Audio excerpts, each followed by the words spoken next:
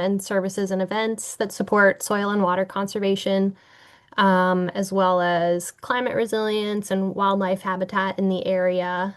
Um, and just to share some background information about why we're doing this program. I was looking for project ideas for the district to take on and equipment to add to our equipment rental program. Um, and sorry, I'm just letting people into the meeting as they show up. Okay. Uh, and Sarah Cox of Tuckaway Farm brought this idea to me to get seed saving equipment that we can lend out and provide education and opportunities so more people can get involved in seed saving in our area. I think this is a really unique and important project, and I hope you'll all come away from this workshop series with some knowledge and confidence to try out some of these things at your farm or garden, which will make you part of a movement to improve genetic diversity of plants, support heirloom and locally adapted and resilient varieties, as well as become less reliant on large-scale commercial seed suppliers. I'm going to turn things over in a moment to some very important people to let them introduce themselves and talk about their experiences with this topic, and then get into today's session.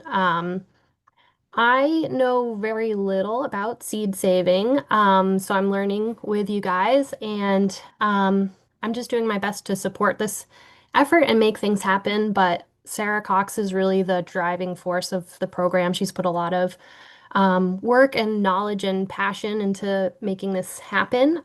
So we wouldn't be gathering here today without her. And Bill and Hannah are joining us from the Freed Seed Federation to bring us their technical expertise. We are so fortunate to have them. We really wouldn't be able to do this without their unique knowledge and skill. So, thank you, Bill and Hannah and Sarah. I am so excited that we are all doing this today. Um, and with that, I'll turn things over to Sarah.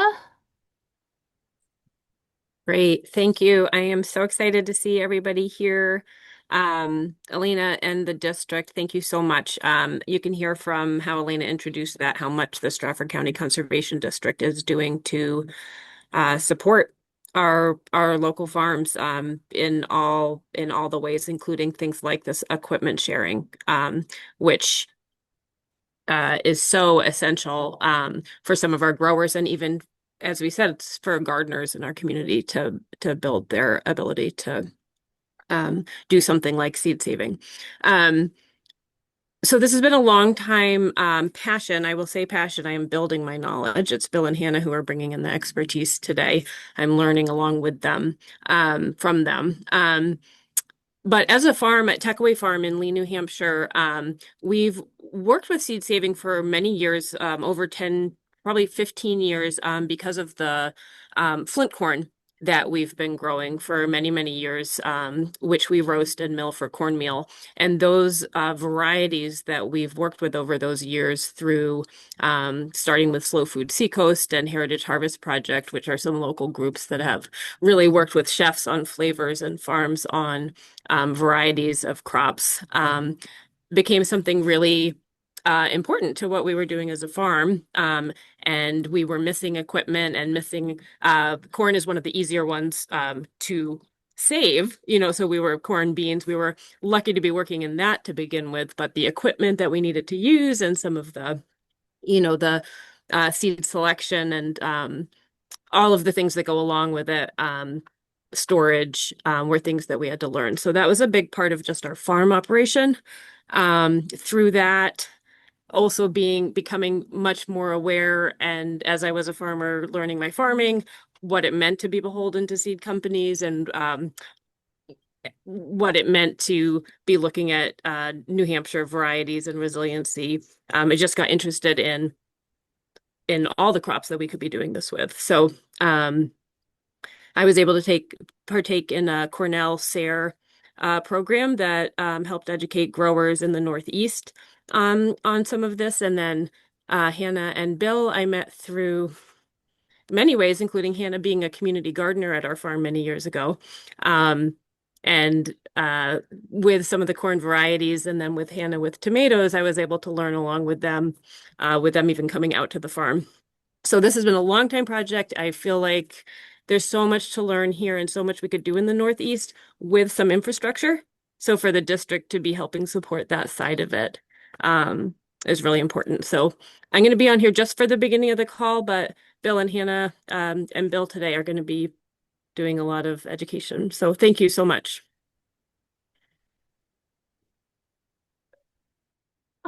Thanks, Sarah. Hannah, do you want to say a few words? Sure, sure. And hopefully everyone can hear me okay. My name is Hannah Tragis. I am a plant physiologist and a plant breeder. And I've been working with seeds and plant varieties for a very long time. My work with Freed Seed Federation is on helping adapt existing vegetable varieties to our bioregion. And we are also working on specific breeding programs where we are creating new varieties of various vegetables that are adapted to the diverse and challenging growing conditions that New England organic farmers face. So we're working on tomato breeding and beet breeding and chicories and celeriac. We work with all sorts of different types of vegetables. And we want to present this course to help everyone, whether you're a farmer with 5 acres or 50 acres, or you're a homesteader, or you have a backyard vegetable garden as a homeowner. Seed saving really is critical. By the end of Bill's talk today, you should be very impassioned about how important this work is. And hopefully by the end of the summer, you'll feel confident in having some of the skills to approach this work. So we'll be doing a series of lectures.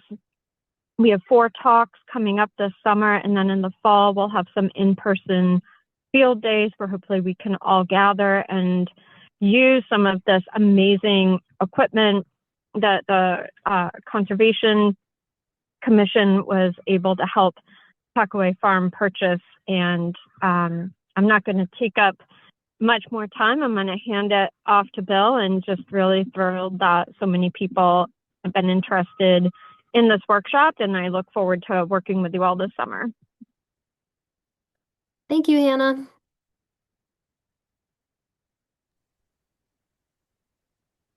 Okay, Bill, you're on.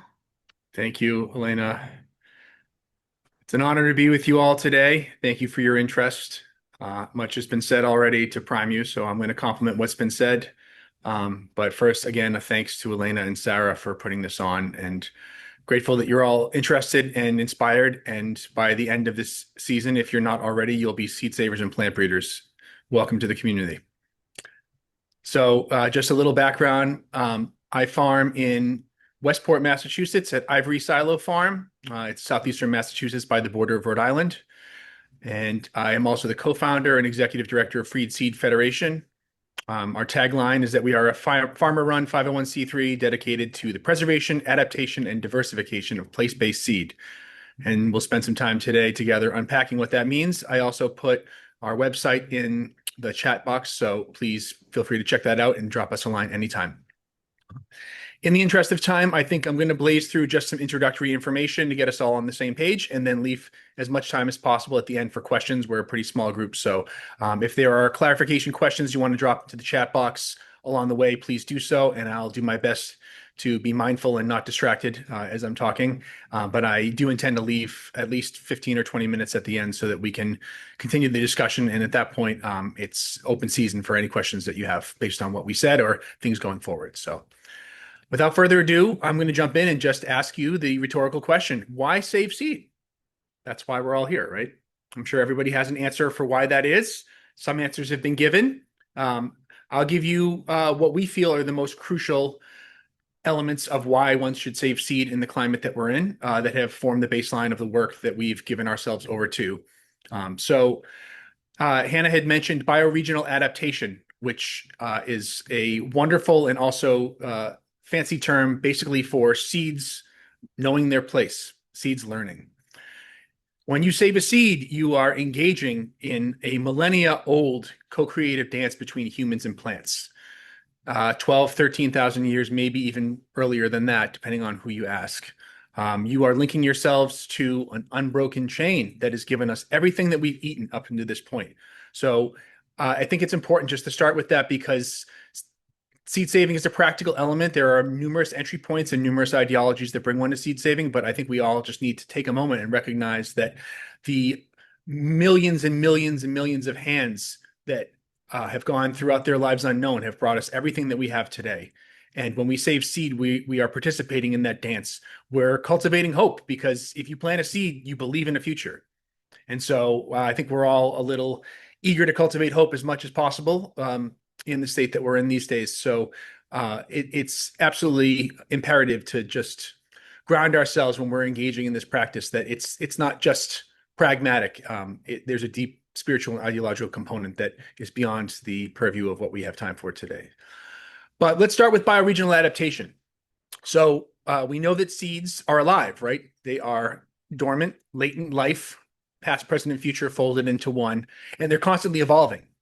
So when we say bioregional adaptation, we're talking about seeds that we are selecting in situ, the seeds that you are selecting in the garden or the farm that you intend to plant in the future.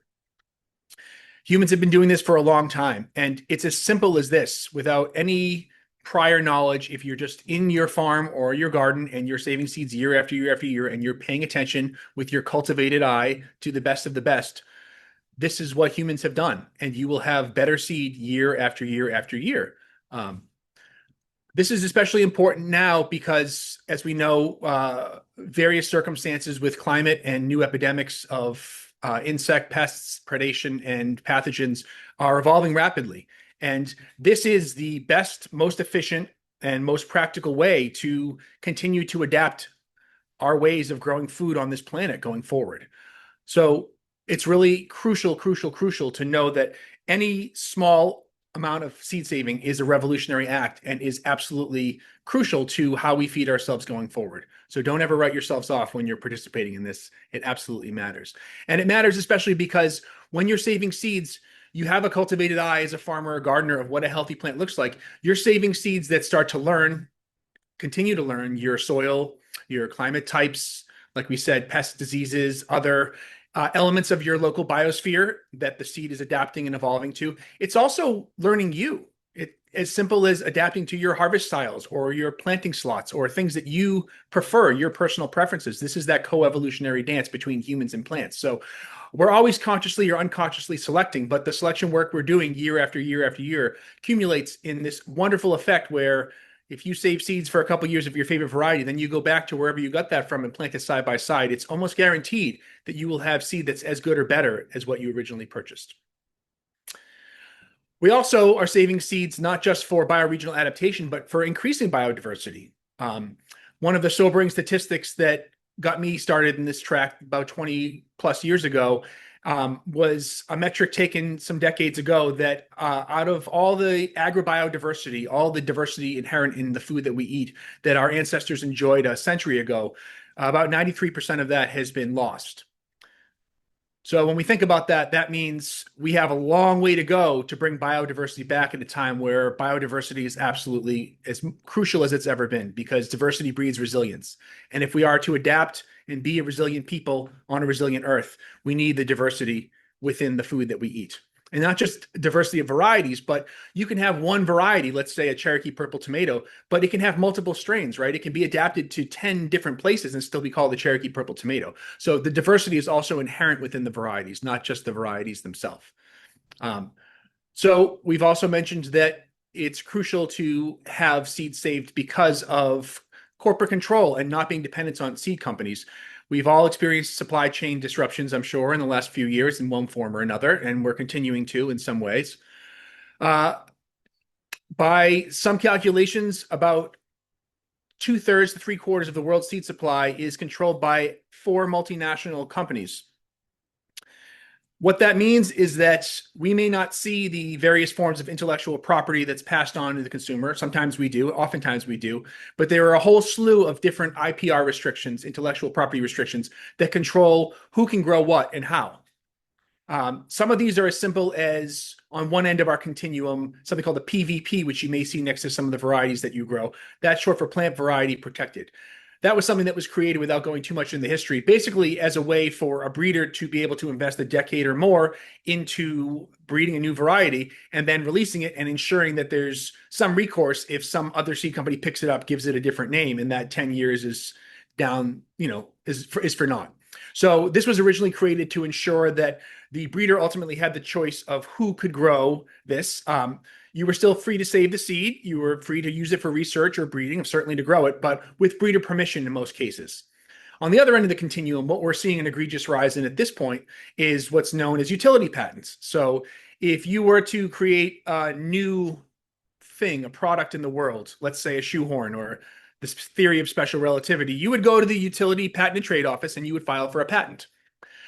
A slippery slope of court cases from 1980 on, without getting into the details at this point, have basically led to the point where not only can life be patented, and not only can seeds that are classically bred be patented, which means not genetic engineering of any sort, but just, heritable traits from parent lines, but the varieties themselves, as well as the traits of these varieties, can be patented. So things like the sweetness of a melon, particular red in the electromagnetic spectrum of lettuce, and the progeny of these varieties for the duration of the patent, which is usually 20 to 25 years, and sometimes as much as 40 years, depending on what country you're in and what the patent laws are there. So we're looking at basically an erosion of the commons in that respect, things taken out of the public domain that if one of us is saving seed and happens upon that same color red in that lettuce, though there's no legal recourse at present, there is precedent to say that you are not allowed to breed that variety without paying the breeder royalties or worse.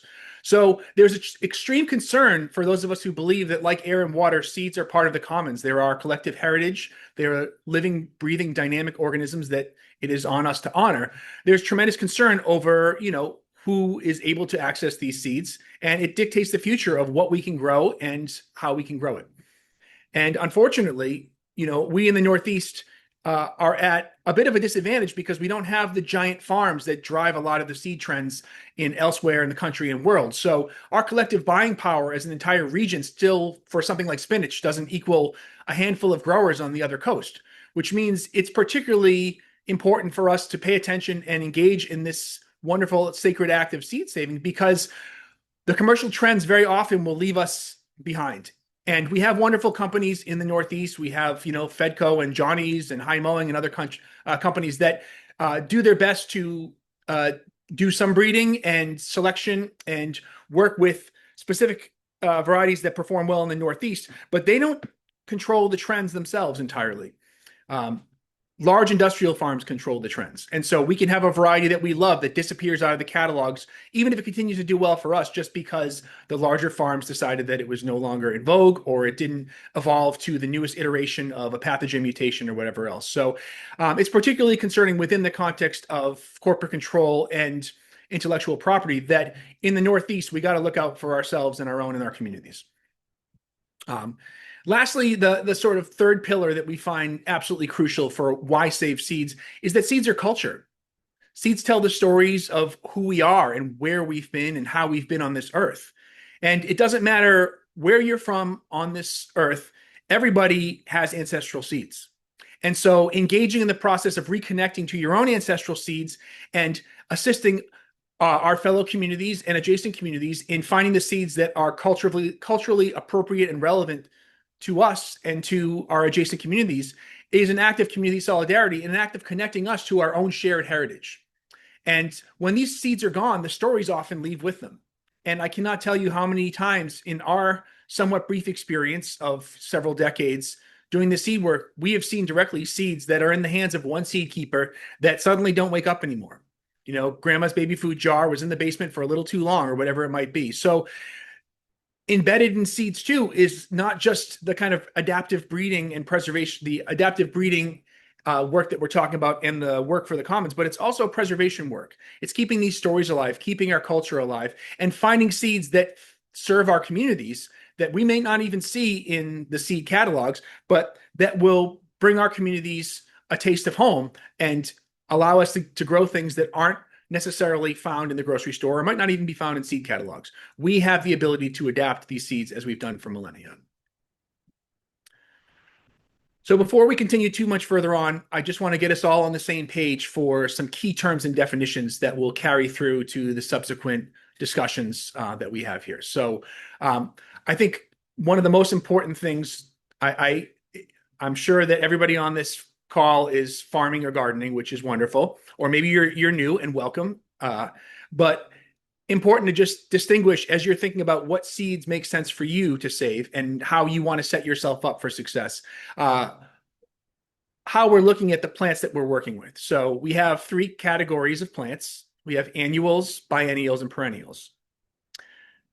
Depending on what seeds you're interested in saving and what type of plant you're working with will determine a lot about how you set yourself up, when you set yourself up, and where the work will fall with that seed saving. So just for basic definitions to get us all on the same page, an annual is a plant who goes through its entire life cycle in one season. We sow the seed grows into a plant, the plant flowers, it produces some type of fruit, dry or wet, and then that fruit becomes seed. There are some plants that are perennials in more tropical climates that we treat as annuals here. But for all intents and purposes, we're talking about plants that are grown in the Northeast. So even though a basil plant can perennialize or a pepper plant can perennialize in a tropic climate, for us, we treat them as annuals. They go through their entire cycle in one season, in one growing season. Biennials are plants that spend one growing season, putting on vegetative growth. So whether this is the root of a beet or it's the stalk of a cabbage or a kale plant, the first season is really all about growing, storing up energy. And then these biennials go through a period that's called vernalization. So in order for these biennial plants to produce flowers and eventually fruit and eventually seeds, they need to be in some sort of cold period for a certain period of weeks. We use a general algorithm that 8 to 10 weeks at 40 degrees is satisfactory for almost all biennials that you commonly grow.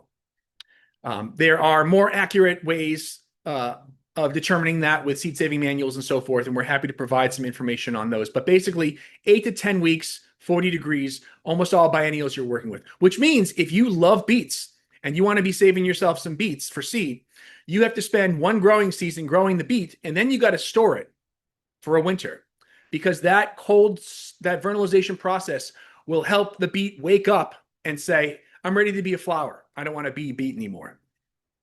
If you grow onions one season and you leave those onions at room temp for a long period of time and they don't have that vernalization period, even if it's a mild vernalization period of a smaller amount of weeks at a lighter temperature, they're going to stay an onion until they rot. And same with beets. So if you're going to work with biennials, you have to think about how are you going to store them? Are they cold hardy enough to be outside with a little mulch? Do you want to bring them into a refrigerator? Do you have a root cellar or a garage or somewhere that gets above freezing but cold enough that you can store them? Perennials are plants that spend multiple years growing and flowering and fruiting and seeding.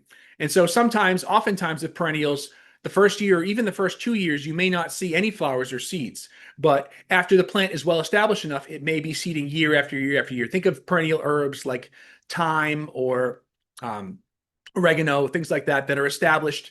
And then after a couple of years, maybe even the first year, they're producing flowers and seed year after year after year. So perennials are sort of on their own timelines, and you can absolutely save seeds from them. And sometimes you can produce a lot of seed because the seeds will continue to grow for multiple years to come. Next key term and definition we want to keep flying through here is open pollinated versus hybrid. So you'll hear us throw around the term OP a lot. OP is short for open pollinated. And basically what open pollinated means is that if you have the right considerations, you have the right isolation distances if things can cross, you have the right population sizes, you can reliably save seed from that plant population, and it will come true to type. So we hear a lot about heirlooms. All heirlooms are open pollinated, but not all OPs are heirlooms. Why is that? Well, it's because heirloom is technically a cultural definition. An heirloom, depending on who you ask, is essentially a variety that's been grown by a family or an individual or a community for 50 plus years. So it's a cultural context that defines an heirloom more than just an old variety of seed. Many old varieties of seed are considered heirlooms, but there are many modern varieties that are open pollinated, OPs, that are as great to save and as great to eat as any heirlooms. And just because they're modern doesn't mean that we should turn a blind eye to them. By contrast, when we talk about hybrids, we're talking specifically about what's called an F1 hybrid. So when you see the term F1, usually in parentheses or part of the naming convention, the varieties that you're looking at in seed catalogs, what that means is that that variety has been bred using a process whereby the parent lines most often are inbred to the point to produce a uniform child year after year after year. F1 is Latin for filius one, which is the first generation. So it's the first generation cross between these two inbred lines. In one broader context, all plants are hybrids in one form or another, because plants that are exchanging pollen year after year are always crossing and recrossing and re-exchanging. So that, generally speaking, hybrids are not negative, and all plants are capable of hybridization or dependent upon it.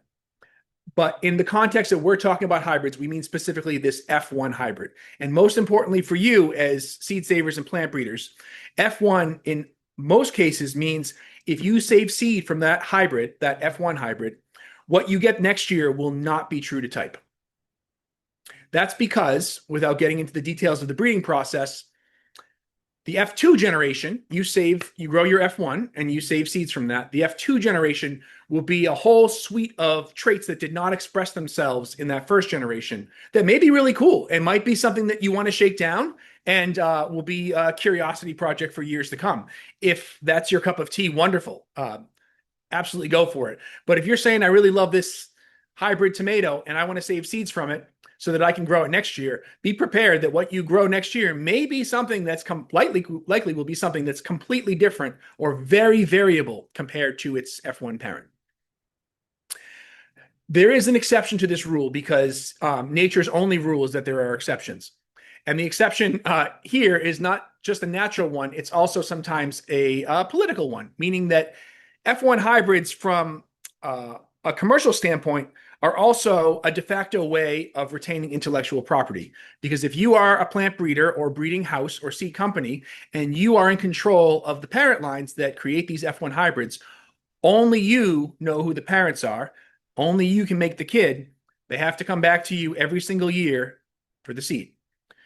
So F1s most often, but not always, are employed because they are shortcuts and fast tracks breeding techniques that allow very desirable traits, oftentimes for larger scale industrial farming, but very desirable traits to express themselves in a faster way. But sometimes there are F1 hybrids that if you save seeds from, lo and behold, they look a lot like their parents. Which begs the question, are these actually F1 hybrids and it's just that the parents are so related that they look the same? Or might they not actually be F1s, but if you call them that, people won't try to save the seed. So I only say that not to confuse things even more, but just to say, if you really love an F1, try to save the seeds and see what happens.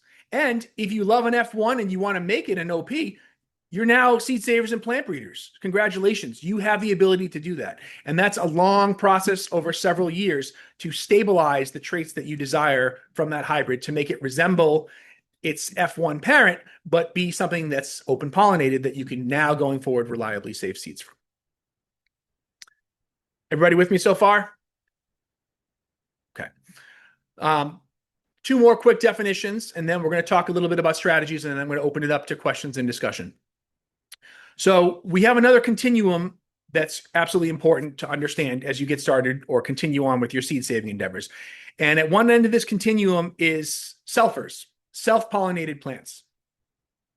At the other end is outcrossers. And I say this is a continuum because oftentimes when you read seed saving manuals or literature or watch videos on YouTube or however you get your seed saving information, seeds and plant varieties are thrown into a binary category that's false, meaning they're either selfers or they're outcrossers. There are outcrossers that can self. There are selfers that love to mingle with their neighbors. There's a whole middle ground there that makes that definition very loose, which is why we say it's more of a continuum. So it's more just to ground your idea as you're deciding what to save seed from and what you grow around what you decide to save seed from that will better inform your decision making. So on one side, we have selfers or self-pollinated plants. And these are plants that have the ability to pollinate themselves so that you could grow one bean plant and save dry bean pod from that one bean plant. And that bean plant will have been able to easily pollinate itself without any help from insects or wind or anything else and give you a seed that you can grow next year that's viable. So selfers are capable of pollinating themselves. Doesn't mean that you shouldn't have some neighbors and friends around, because a general rule of thumb is that the more you can grow of something, the better. And we'll get into that in future discussions. But just because something is a selfer, especially an extreme selfer in the case of a bean or a pea, does not mean that you should only grow one. But if you only have space to grow one, no harm in that. On the other end of the continuum is outcrossers. So outcrosser means in most cases, but not all, that this variety or this species of plant requires pollen from its neighbors in order to produce viable seed. There are plenty of outcrossers that can receive their own pollen, but they prefer not to. So Sarah was talking about corn earlier in the discussion. Corn is a great example of sort of extreme end of outcrossing, because if you save one ear of corn from one plant and you just keep growing 1 or 2 plants of corn every year and saving 1 ear, even though you'll have lots of seeds, 200 to 300 a cob, depending on the variety you're growing, in a couple of years, you're going to see a pretty sad corn plant growing. And the reason is because you're basically bottlenecking all the genetic diversity for that particular plant to continue to evolve. So when you're thinking about outcrossers, if it's something that you want to save seed from, there are always strategies to do it on a smaller scale and always strategies to partner up with your community members to keep seed viable. And we can give some examples of that. But generally speaking, outcrossers need larger populations, and in some cases require populations, because there are also evolutionary mechanisms built into what we call obligate outcrossers, but ones that require other pollen, that they are not able to receive their own pollen. And that can be for reasons like the pollen set on the plant is coming at a different time than when the plant is ready to receive pollen. It could be that there are different genetics within the pollen itself that make the plant incapable of receiving its own pollen. So sometimes it absolutely has to have pollen from other plants, but generally speaking, outcrossers need larger populations. So the last little definition we'll give before we get into discussion about strategies and considerations is wet seeded and dry seeded crops. And this is going to be another important thing for you to keep in mind as you're deciding what makes sense for you to save seed from. So an example of a dry seeded crop is something like, again, a bean or a pea or anything from the brassica family. The dry seeded crops have pods that break apart. And so at this juncture, what's most important about that is that the way that you're processing those seeds is you're waiting for the plants to get dry and you're picking the pods off, or you're pulling the whole plants, or you're threshing them into a bucket. However you're doing it, you're working with the seed when it's dry, and the seed needs to be dry. So depending on when that seed is maturing, it's important to know in the Northeast, we have, tremendous variability with storms. We don't have any kind of real predictable semblance. So there are a lot of times where we get humidity, especially if you're coastal, or you get rain at inopportune times. But you want to think, if you're going to grow a dry seeded crop, that when you're harvesting that seed, you want to do everything you can to make sure that that seed is nice and dry. And it also determines what strategies and mechanisms you do to save the seed from that. A wet seeded crop, a great example of this is something like a tomato. So a wet seeded crop is something that, with a tomato case, you can harvest that tomato when it's perfectly ripe. And inside the tomato plant, the tomato fruit, are seeds that are coated with this little gelatinous sac to make sure that the seeds don't sprout inside the tomato, because it's wet in the tomato, right? So the process of wet seeded crops like a tomato is that there's actually a fermentation process that one does ideally to break down that little gelatinous coat around the seed so that the germination improves. And in many cases, it also, by fermentation, is a way of doing away with some seed-borne diseases, which is an added benefit of it. Without getting too into the details at this juncture in our lecture series, it's important to think about, what do I have to do when the seed is ready to process this? So if you want to work with wet seeded crops, that's wonderful. But in the case of something like tomatoes, you have to make sure that's the right time of year, that you can be squishing tomatoes into jars, letting them ferment and get a little stinky somewhere for a couple of days, and then rinsing and decanting those seeds over time. So wet seeded crops, dry seeded crops, at this stage in the game, just two considerations to say, how are these seeds processed when it's time to harvest the seed? And how does that sync up with how I'm growing my garden or what I'm doing in my farm at that time? So lastly, just want to throw out a few considerations that have helped us in our process that we feel are worth noting. I think the most important one, which probably sounds obvious to many people, but it's a lifelong practice for so many of us, is to do less better. Many of us, when we get excited about seeds, I'm raising my hand, we want to save everything because seeds are beautiful and wonderful, and our sense of curiosity is piqued when we're saying, wow, I've never seen celeriac when it's flowering. I've never smelt a beet in flower. There are so many parts of the plant's life cycles that in many cases when we're working with seed, we don't even get to see.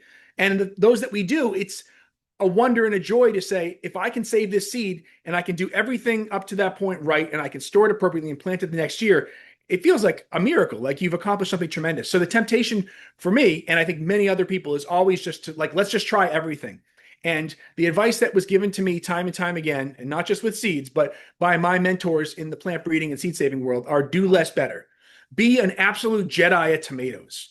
Be a samurai with beans, whatever it is. Start with something that you feel like this syncs up with how I'm gardening or how I'm farming. This is a plant that I love, because it's really important to start with something that you love, because if you love it, you're more likely to take care of it and see it through. But do one really, really well and then branch out, because it's so easy along the process to feel, and I'm speaking from experience here, like I'm not good enough for this. I did something wrong. I messed it up. There's some crazy amount of knowledge that just completely eludes me, and I'm never going to be good at this. I think that it feels like the stakes are so high so often when you're endeavoring to save seed yourself. And what I'm here to reiterate to you as many times as you want to hear it, and probably more than you want to hear it, is that as gardeners and farmers, you're already 90% of the way there. You already know plants, and you know what healthy plants look like, and you know what things you're passionate about and what things you want to eat. And the beauty of this is that, like we said before, you're not only saving seeds to have better adapted seeds, to resist corporate control, to tell stories, you're also saving things that taste good. So if you have those few tomatoes in your tomato population that are a little different, something sweeter about them, or you like the flavor of those better, if you save those, you're selecting for flavor and things that are delicious and meaningful to you. And so start with what you love and do less better. There's a big important differentiation, I think, when we're saving seeds, between saving seeds to produce viable seed and saving seeds for long-term maintenance.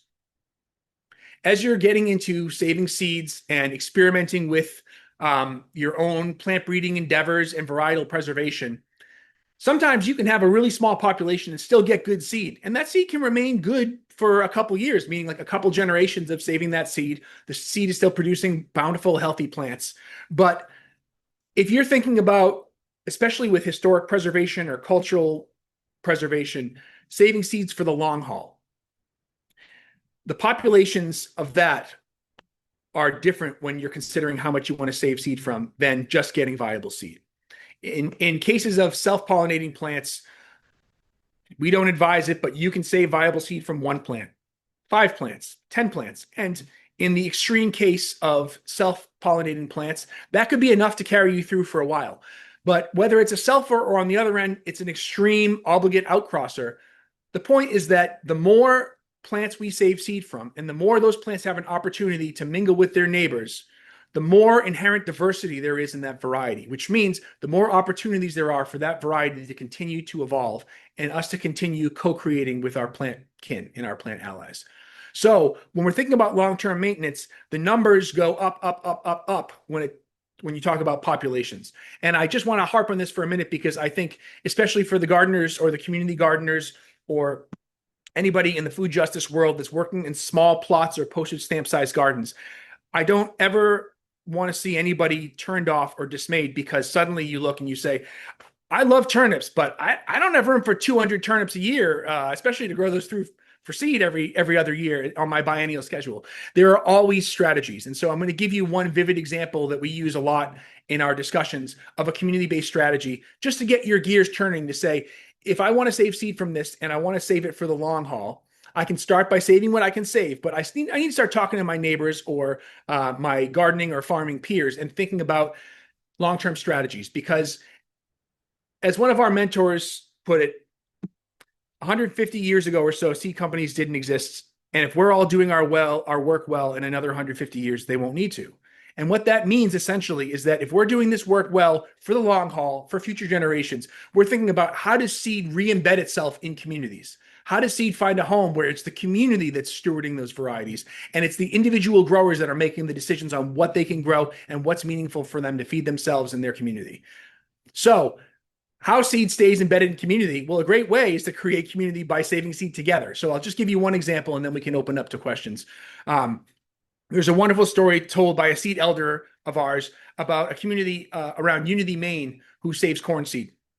For several generations, many generations, they've been saving this flint corn variety that is excellent for cornmeal. And everybody essentially who's part of this community is more or less growing a postage stamp sized garden. And we just talked about corn, right? Corn needs a lot of neighbors. Ideally, for long-term maintenance, you want to be growing at least 200 plants a year for corn for long-term stewardship to keep that corn healthy and vigorous and diverse. They can't do that, but what they can do is visit each other during the holidays. So there's a tradition over several generations of around holiday season, people going door to door to visit one another. And when you come into the host's house that you're visiting, doing your rounds, there are 2 bowls of seed. One of those is the host seed, where you scoop a little bit up for yourself to take with you. And the other one is a bowl for you to deposit your seed, to drop a little bit of your crop for that year. And what this community's been able to do for generations is keep a very extreme outcrosser of a flint corn healthy and vigorous and bountiful for generations because everybody grew a little bit and everybody threw a little bit into the bowl. And what that meant is that genetic diversity across multiple gardens was a satisfactory population for that corn to continue to be its wonderful self and feed this community. So just as one among many examples to give to you that there are always strategies to save what you love and to save what's meaningful to you and your community. So don't ever be turned off by maintenance sizes that you see that seem bigger than what you're able to do. There are always ways to do it. Everybody has a role. No size is too small. So we have about 12 minutes now. I'm happy if you want to raise hands or put chat questions in the chat box to talk about anything that we've mentioned now, or if there's something on your mind relative to seed saving, burning question you've wanted to ask somebody for months or years, happy to answer those as well. So welcome anybody's questions at this point.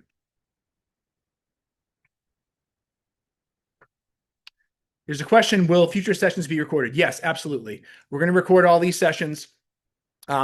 Freed Seed Federation also has a link on our website to a YouTube channel we recently created. So we've been doing the past couple of years at our local Grange Hall seed schools, which are essentially just a nuts and bolts crash course. Like, let's get into as many different things as we're going to grow in our gardens and how to save seed from them. So the spiritual, ideological component is there, but not so much. It's really a focus on population size, isolation, distance, agronomic considerations, how to store the seed, how to dry it, all those kinds of things. So those links, as well as a wonderful introductory botany of seed formation course that Hannah taught, are available on YouTube for free. So also resources, and we're happy in future lectures or disseminating via email or however to provide some resources that are out there in the internet for people who want to learn more.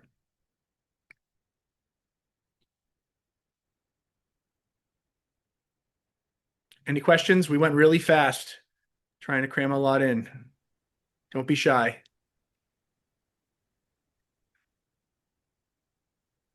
So are there any hybrids? I mean, you talked about F1 hybrids, but are there other hybrids that you can be more successful saving seeds from, or should you just not worry about it? Generally, for our purposes, when we're talking about hybrids, we're talking about F1s. So if something's not an F1, then it's usually an open pollinated variety, with one exception, several exceptions, because there are always exceptions. Um, there are some varieties, well, there are some varieties that are also listed as F1s, but under the United States definition of genetic engineering, they do not constitute genetic engineering, which means they don't have to be listed as GMOs. But in other countries, they are. And what I mean by that, this is like a great example is in the Brassica family. There is a technique called CMS, cytoplasmic male sterility, where basically you're irradiating one of the parent lines to sterilize it and introducing pollen to get more accurate results for color or other traits that you're looking for. So those F1s you can't save seed from, because in most cases you will try to save seed and there will be no seed. The plant is sterile.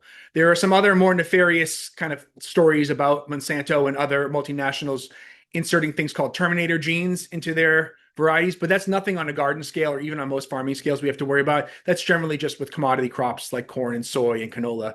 So if it doesn't say F1, you can very reliably save seed from it botanically, but keep an eye out for if there's a PVP next to it, or now you'll see in some catalogs UP or utility patent or patent pending, things like that. That means that it's not, even if it's botanically able to save seed, you're not legally able to save seed. But some of us believe that it's better to ask forgiveness than permission, right? We're being recorded, so I'll leave it there. But it's up to you to decide where you want to take that. But yeah, if it doesn't say F1 and it's not patented, then you can legally and botanically save seed from it. I also want to just jump in on that, though. Can I? Sure. Yep. Okay. So a hybrid, when you talk about plants, is simply the result of two plants that have mated. So when we say F1 hybrid, we're really designating that as a market term. Right. And that denotes a specific proprietarily owned breeding process to create that exact F1 hybrid seed. But botanically, the simple act of pollen-bearing and egg-bearing plants getting their gametes together, i.e. mating, that botanically is called hybridization. Mm-hmm. So when the question was, can you save seed from other types of hybrids, you're always saving seed from a hybrid, right? Which is, it's more of like an esoteric point, but when you really get into the nuts and some botanical definitions, that's all hybridization means. It just means two plants have had sex and produced a whole bunch of seeds. And as such, those seeds are genetically a little different than their parents, but they're the result of that hybridization. That's an important clarification. Thank you for that. So there's a question in the chat. So outcrossers need multiple plants, but not multiple varieties for pollination, correct? How restrictive should one be to limit varieties to prevent dilution of the gene pool? That's an excellent question. So outcrossers need multiple plants, but I'm going to back up just for a second and say what we call a variety is a variety only because we recognize the traits of that variety. A variety is actually a population of plants. So even if those plants really resemble one another and there's not a lot of genetic variability that's expressing itself in that population, in that variety, there's still different genes in those plants to cross and recross. So outcrossers need more than most. And when we say multiple plants, yes, multiple plants within that variety. You don't need to have different varieties to ensure that there's viable pollen.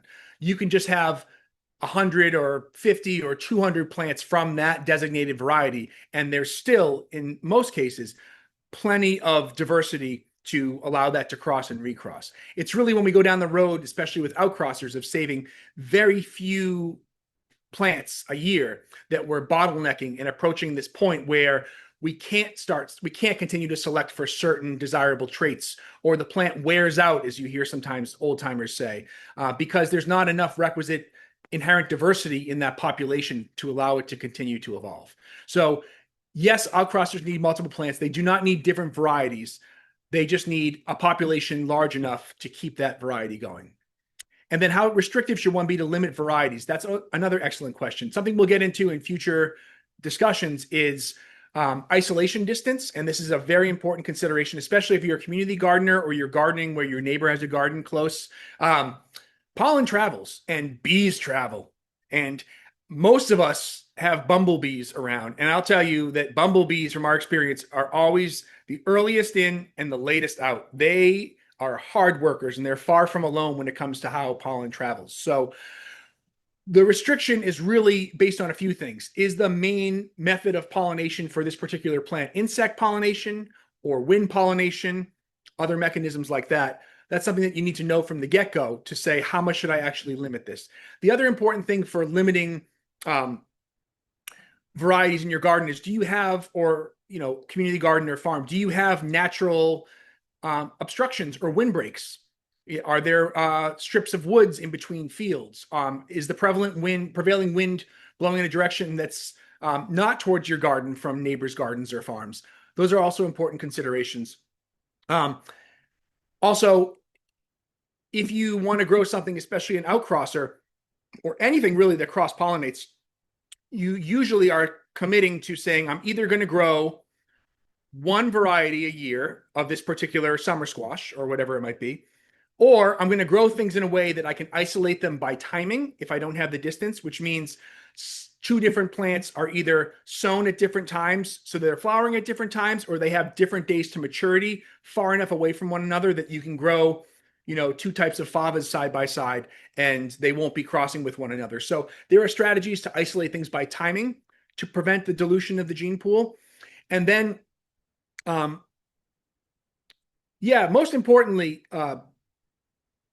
you just want to be aware of what others are growing, because and how precious is it to you? If your neighbor's growing a sweet corn that's white and yellow, and you're growing a sweet corn that's just white, and you don't mind a little bit of yellow in there, a little bit of cross-pollination is not necessarily a bad thing if you're saving it for your own use, depending on how high the stakes are. If you're working with something that's a rare or historically relevant variety and you're trying to keep that true to type, you want to go through a little more rigor in terms of how you preserve the integrity of that variety. If it's for your own use and a little pollen gets mixed up in there, and it's, especially if it's somewhat similar, like you're growing a green zucchini and your neighbor's growing a darker green zucchini, does it really matter much if that gets in there? It depends on how that other zucchini performs and what things you like or don't like about it. But it doesn't have to be an absolute restriction of pollen. And in some cases, a little crossing means that you're on to maybe a new breeding project. So just, for general consideration, this is not a purism of sorts. And there are multiple strategies to ensure that things are isolated. But just to give a sense of scale, something that might be an isolation distance of 1,200 feet in the Northeast, in somewhere like the prairies or the Midwest or the plains, might need up to 2 miles, because prevailing winds are way farther and more people are growing the same genetically modified whatever crop. And there are higher stakes if you're growing an open pollinated corn or beet and there are genetically modified sugar beets or corn grown in a huge population nearby. So it all depends on what's around, who's around, that will inform that decision. But a lot of the seed saving manuals will have general recommendations for isolation distance, and we'll get a little more into that in future discussions when Hannah's leading us through some of the more technical terms of that. The other thing I'll just throw out really quick too, to ensure if you are concerned about cross-pollination anyway, is that there are pretty straightforward ways you can find on the internet and through seed saving manuals to create isolation cages, which work better for some things than others. But basically, there's a way of excluding pollinators. And if you grow 2 varieties of peppers and you really don't want the hots to cross with the sweets, but you want to grow them both, there are ways of creating a very simple pollination cage, essentially, where you can just move that each day from plant to plant. And you'll be ensured that, A, because most peppers are really good at self-pollinating, that they'll be pollinating themselves enough for you to get viable fruit. And B, the bees, who are also really good at passing pollen around, won't be going across and giving your sweet peppers hot and frustrating your family and friends who don't like the heat so much. So there are always strategies, and it depends on the crop and it depends on what's around. So we have 1 minute left. Are there any final thoughts or questions that folks want to share?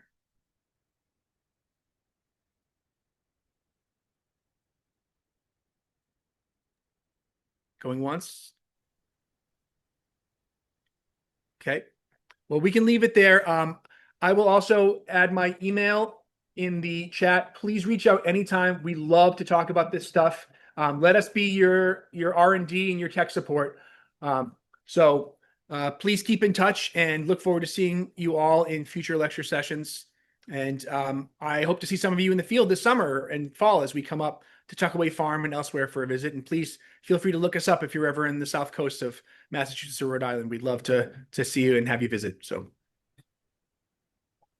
Thank you so much, Bill. thanks, everybody. Look forward to the next time. Yeah, I'll see you all next time, and keep an eye on your email inboxes for info about the next sessions and recordings and all that. All right. Hope everybody has a great day. Yeah. Thanks, everyone. Take good care.